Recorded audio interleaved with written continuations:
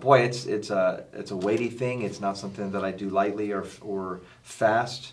For me, I think everyone manages this differently, and you have to know if you're the type of person who has too much of a kill switch and you're too quick to pull the plug, or you have to know if you're the type of person that's willing to hang on too long when it's not really working, which isn't helpful, and it isn't even kind either. And so usually I probably seem like I have a kill switch, but I let it simmer for quite some time. For me, I always I end it for somebody if, number one, I don't think they have 1 Timothy 3 character, and they don't have it. They're not trying to get it. They're not after it. They can't live up. They won't live up. They don't live up, and I cannot, in good conscience, recommend them to another church.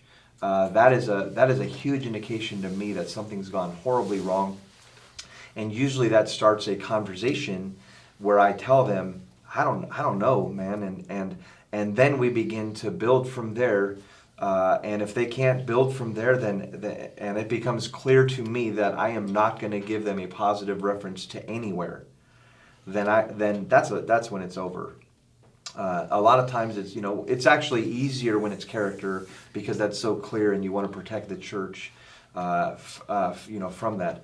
It's very hard when it's competence and you just don't think they have the inner strength or drive or skills necessary to be successful in ministry.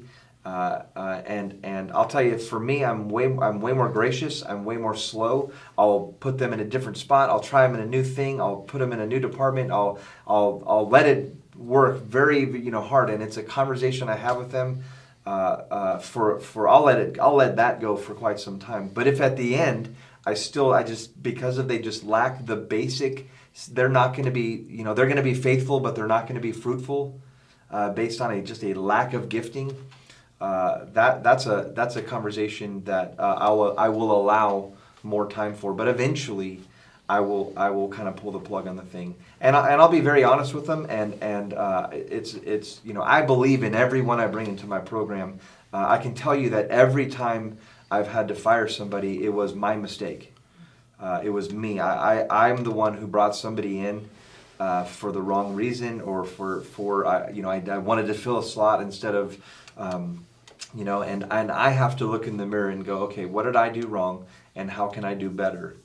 And I feel like no one's perfect, but in the end of the day, doing a residency is like buying, I don't know if you can say this, but it's like buying lottery tickets. You're buying potential, and then you start scratching, and you don't really know what you're going to get when you start scratching. And sometimes what you get just isn't pretty.